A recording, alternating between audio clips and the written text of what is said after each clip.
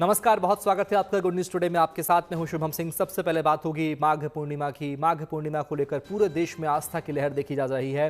श्रद्धालुओं में अलग सा उत्साह देखने को मिल रहा है। झारखंड के देवघर के विश्व प्रसिद्ध द्वादश ज्योतिर्लिंग बाबा बैद्यनाथ मंदिर में माघ पूर्णिमा पर पूजा अर्चना और धार्मिक अनुष्ठान के लिए लाखों की संख्या में श्रद्धालु उमड़े और पूजा पाठ किया गया। सुबह से ही देवघर के बाबा वैद्यनाथ मंदिर में सिलसिला शुरू हो गया था। माघ पूर्णिमा पर हरिद्वार में भी श्रद्धा अपार दिखी। यहाँ की हर की पैड़ी समेत गंगा घाटों पर श्रद्धालु गंगा स्नान कर पुण्य प्राप्ति के लिए पूजा अर्चना कर रहे थे। मानता है कि माघ पूर्णिमा पर गंगा स्नान करने से सभी मनोकामनाएं पूर्ण होती हैं और मोक्ष की प्राप्ति होती है। तीसरी तस्वीरें अयोध्या की है, जहां पर तड़के से श्रद्धालुओं का पहुंचना शुरू हो गया था। श्रद्धालुओं ने सरयू नदी में स्नान किया और प्रभु श्री राम के दर्शन किए। ये 3 तस्वीरें आपके सामने।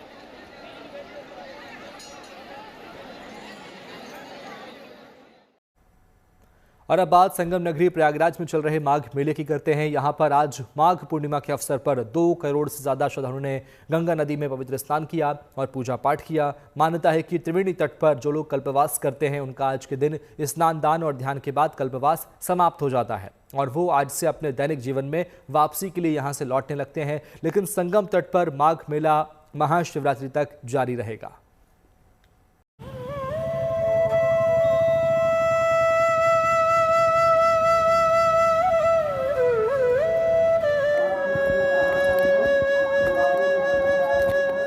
माघी पूर्णिमा के पावन मौके पर प्रयागराज के त्रिवेणी संगम पर श्रद्धा की लहर सुबह से ही उमड़ने लगी थी और शाम होते होते यहाँ पर लाखों करोड़ों लोग आस्था की डुबकी लगा रहे हैं और पुण्य के भागी बन रहे हैं।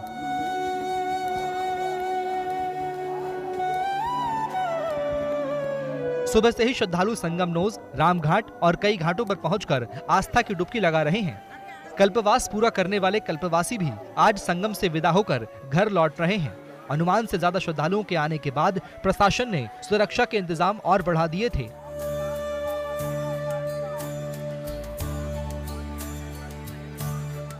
सभी घाटों पर मजिस्ट्रेट तैनात कर दिए थे। श्रद्धालु भारी संख्या में पहुंच रहे हैं और गंगा स्नान से उनकी सारी थकान दूर हो रही थी। मनोकामनाएं पूरी होने की प्रार्थना भी कर रहे थे।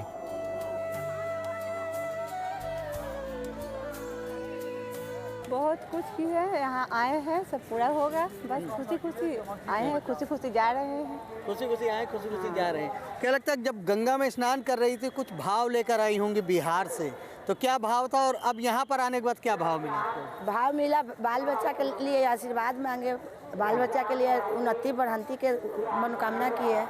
अच्छे से की है, बहुत अच्छा सफल भी हुआ सब कुछ कुशल से सब। अच्छा, जब यहाँ आई थी तो क्या भाव था और अब स्नान करने के बाद थकान? अब बहुत ज्यादा अच्छा हो रहा, खुशी मतलब अच्छा सा उत्साह है हर चीज में को। अच्छा लगा।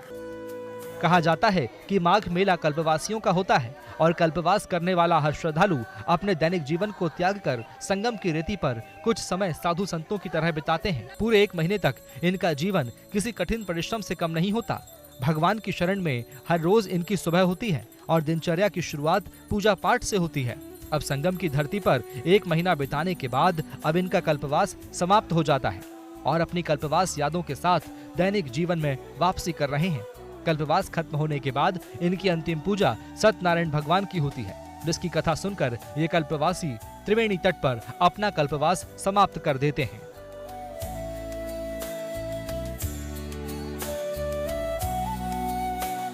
कल्पवास करने वाला प्राणी मुक्त माना जाता है।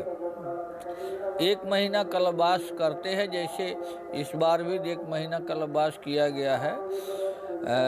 सन्यासी, कल्पवासी और सभी सांप्रदायिक संत भक्तजन कल्पवास करते हैं।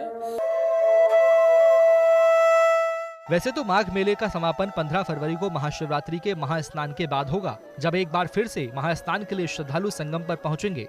लेकिन माघ मेले में कई लोग ऐसे आ रहे हैं जो सबका ध्यान अपनी ओर आकर्षित भी कर रहे हैं और श्रद्धालुओं के भक्ति ज्ञान को बढ़ा रहे हैं। ये है स्वामी गोपालाचार्य, जिन्होंने चार्टर्ड अकाउंटेंसी की पढ़ाई पूरी करने के बाद संन्यास का रास्ता अपना लिया है और महज 32 साल की उम्र में ही सन्यासी बनकर लोगों को शिक्षा दे रहे हैं।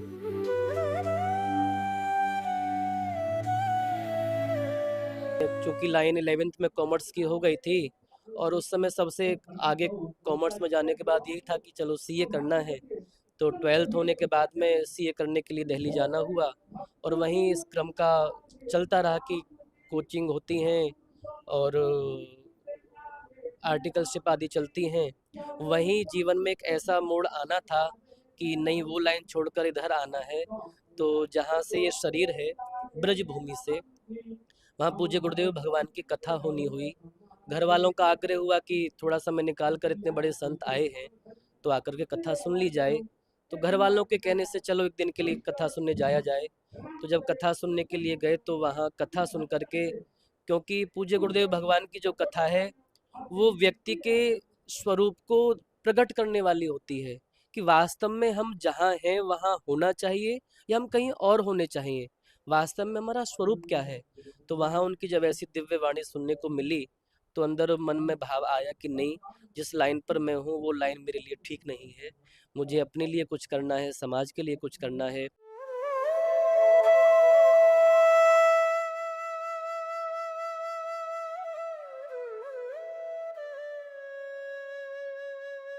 अध्ययन के बाद 2019 से गोपालाचार्य जी ने श्रीमद् भागवत कथा और श्री राम कथा सुनाना शुरू किया।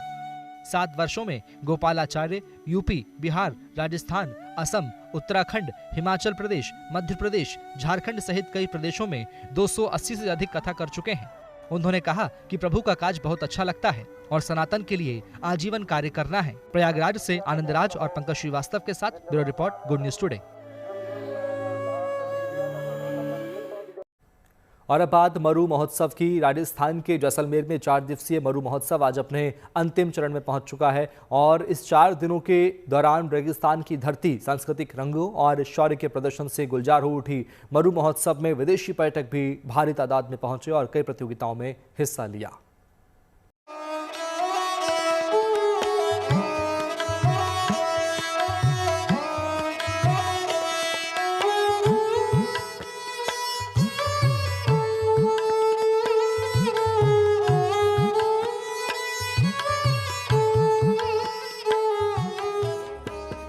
गुरुवार यानी 29 जनवरी को शुरू हुआ विश्व विख्यात 4 दिवसीय मरु महोत्सव रविवार को अपने आखिरी पड़ाव पर पहुंच गया। लेकिन इस दौरान रेत का समंदर कही जाने वाली जैसलमेर की धरती राजस्थान की गौरवशाली परंपराओं के प्रदर्शन और सांस्कृतिक झांकियों के रंगों से गुलजार हो उठी। जैसलमेर के एक ऐसे कलाकार हैं जिन्हें जैसलमेर की बिजली कहा जाता है। मरु महोत्सव के दौरान जैसलमेर में देश के कोने कोने से तो कला और संस्कृति प्रेमी पर्यटक आए ही, विदेशों से भी भारी संख्या में टूरिस्ट यहां पहुंचे। विदेशी टूरिस्टों ने रंगारंग मरु महोत्सव का न सिर्फ दर्शक बनकर बल्कि विभिन्न प्रतियोगिताओं का हिस्सा लेकर लुत्फ उठाया। Hello, namaste. Having an amazing time at Jaisalmer Desert Festival. I love India and I hope you come. This festival is amazing, so beautiful. The colors, the camel. We are very happy here. Jaisalmer Maru Mahotsav का रंग इतना अद्भुत और अनोखा दिखा कि लगा जैसे राजस्थान की हजारों साल की मनमोहक सांस्कृतिक विरासत कुछ लम्हों में सिमट गई हो। महिलाओं की पनिहारी मटका रेस का क्रेज तो ऐसा रहा कि परंपरागत राजस्थानी महिलाओं के साथ विदेशों से आई महिलाएं भी सर पर मटका रखकर दौड़ती दिखी।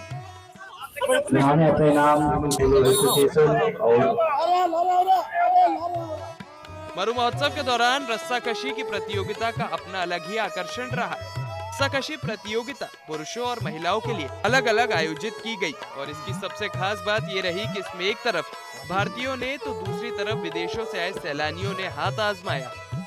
दिलचस्प ये है कि पुरुष और महिला दोनों ही प्रतियोगिताओं में भारतीयों ने ही बाजी मार ली। जींस स्कर्ट कम बैक करेगा या घाघरा चुन्नी भारी पड़ रहा है जींस पैंट पर। मरु महोत्सव का सबसे अनोखा रंग रहा दौड़ते ऊंटों पर योग करने का कारनामा। प्रतिभागियों ने दौड़ते ऊंटों पर तरह तरह के योग करके दर्शकों को रोमांचित कर दिया। इसमें भी सबसे खास रहा दौड़ते ऊंट पर शीर्षासन। शीर्षासन लगाना यूं तो स्थिर जमीन पर भी बहुत मुश्किल होता है, लेकिन मरु महोत्सव में प्रतिभागी ने दौड़ते ऊंट पर पूरे संतुलन के साथ शीर्षासन लगाकर सबको दांतों तले उंगली दबाने पर मजबूर कर दिया। शीर्षासन करना बड़ा मुश्किल होता है, लेकिन जब तो चलते हुए ऊंट पर, दौड़ते हुए ऊंट पर भी अपनी जो है मरु महोत्सव हो और उसमें राजस्थान की शान मानी जाने वाली पगड़ी बांधने की प्रतियोगिता ना हो, ये कैसे संभव हो सकता है? साफा बांधने की प्रतियोगिता में कई लोगों ने हिस्सा लिया और 9 मीटर लंबे साफे को चंद सेकंड्स में बांधकर सबको चौंका दिया।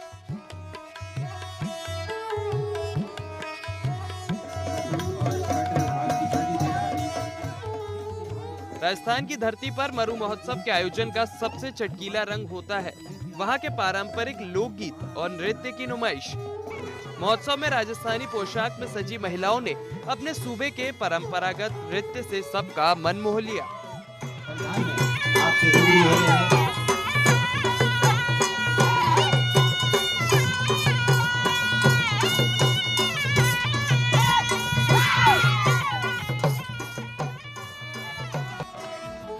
मरु महोत्सव में एक और कलाकारों ने राजस्थान की सांस्कृतिक परंपरा को जीवंत किया तो वायुसेना के शूरवीरों ने राजस्थान के ऐतिहासिक शौर्य की झांकी पेश की।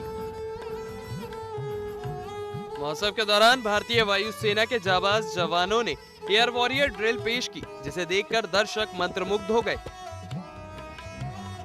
शस्त्रों के साथ शारीरिक संतुलन का प्रदर्शन करते हुए जवानों ने सबका दिल जीत लिया।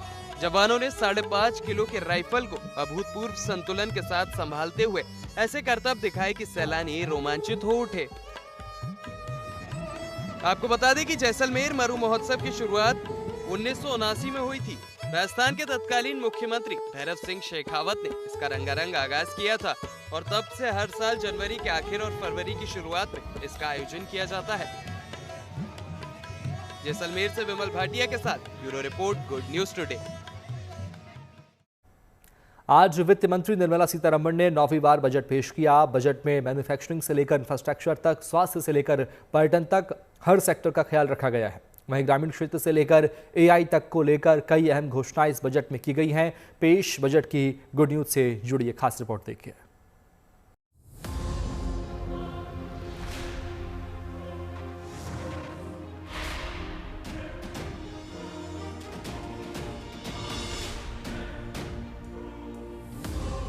आज आम बजट पेश किया गया और पूरे देश की निगाहें वित्त मंत्री निर्मला सीतारमण पर टिकी थी।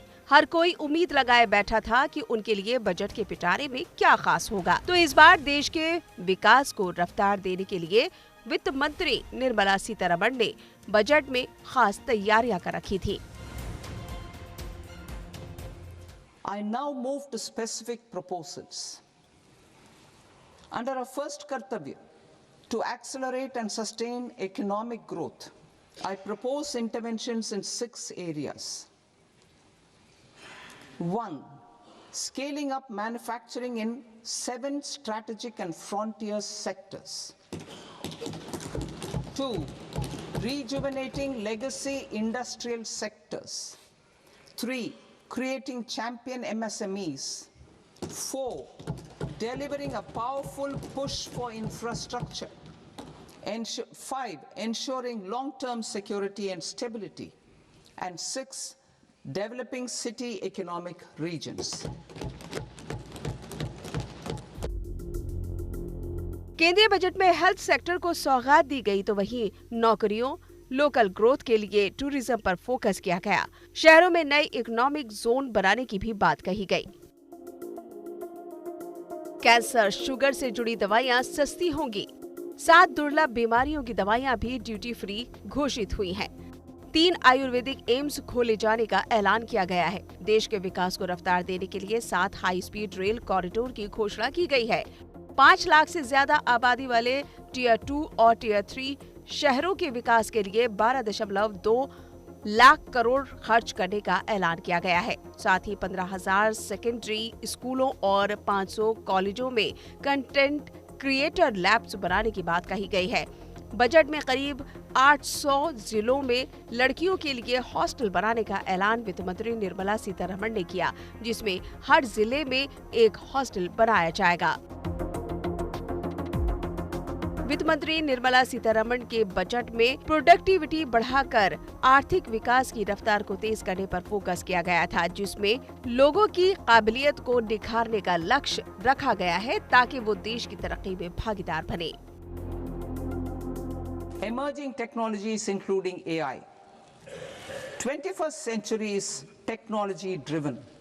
Adoption of technology is for the benefit of all people. Farmers in the field, women in STEM, youth keen to upskill, and Divyangjan to access newer opportunities. The government has taken several steps to support new technologies through AI Mission, National Quantum Mission, Anusandhan National Research Fund, and Research and Development and Innovation Fund. Our second kartavya is to fulfill aspirations and build capacities. Close to 25 crore individuals have come out of multi-dimensional poverty through a decade of our government's sustained and reform-oriented efforts. National handloom policy से कारीगरों को प्रोत्साहन और मदद देने की भी तैयारी है। देश में मेगा टेक्सटाइल पार्क बनाए जाएंगे। वित्त मंत्री निर्मला सीतारमण ने रक्षा मंत्रालय को 2026-27 के लिए 7.8 लाख करोड़ रुपए का बजट दिया है। इनमें 2.1 लाख करोड़ रुपए सेनाओं के आधुनिकीकरण के लिए है, तो वहीं SME के लिए 10,000 करोड़ आवंटन किया गया है। Creating champion SMEs and supporting micro enterprises. Recognizing MSMEs as a vital engine of growth, I propose a three-pronged approach to help them grow as champions. Equity support. I propose to introduce a dedicated 10,000 crores SME growth fund.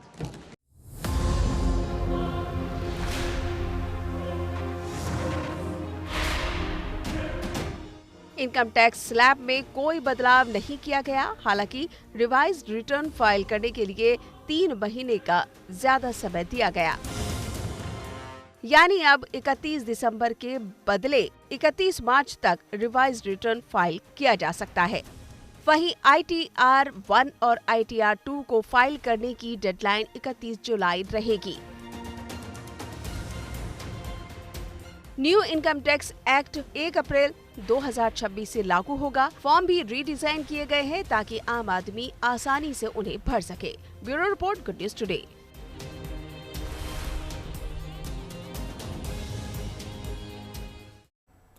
पूरे उत्तर भारत में मौसम ने करवट ले ली है, जिससे मैदानी इलाकों में बारिश और पहाड़ी इलाकों में बर्फबारी हो रही है या होने वाली है, जिसके असर से ठंड में इजाफा हो गया है। मौसम विभाग का कहना है कि लगातार पश्चिमी विक्षोभ के आने से मौसम में यह बदलाव देखने के लिए मिल रहा है।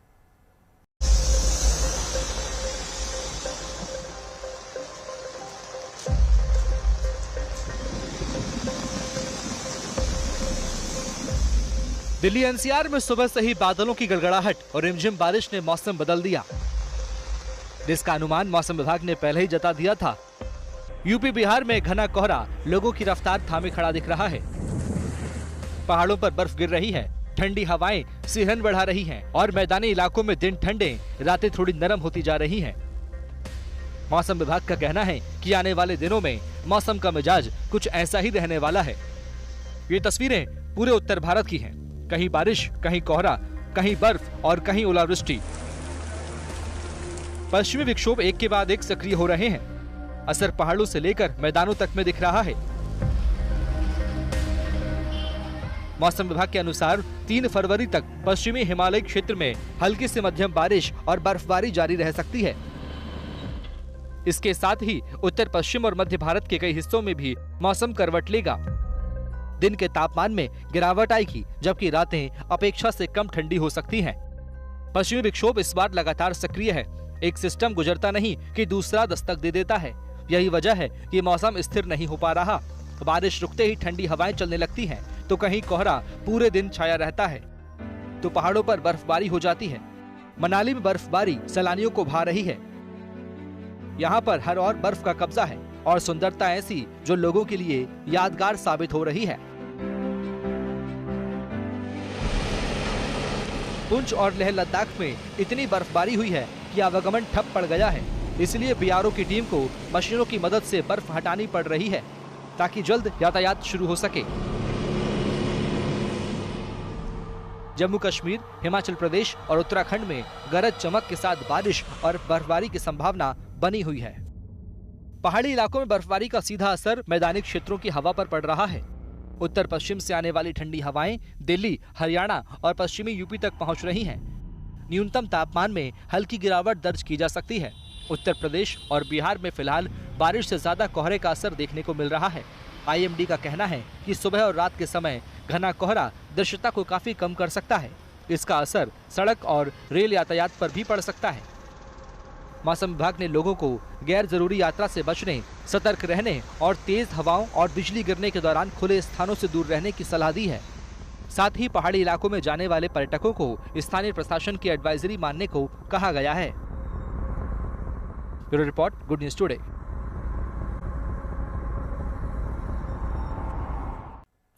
और अभी के लिए इतना ही। बाकी अच्छी खबरों के लिए आप देखते रहिए गुड न्यूज टुडे, क्योंकि अच्छी खबरों का सिलसिला यहाँ कभी नहीं थमता। नमस्कार।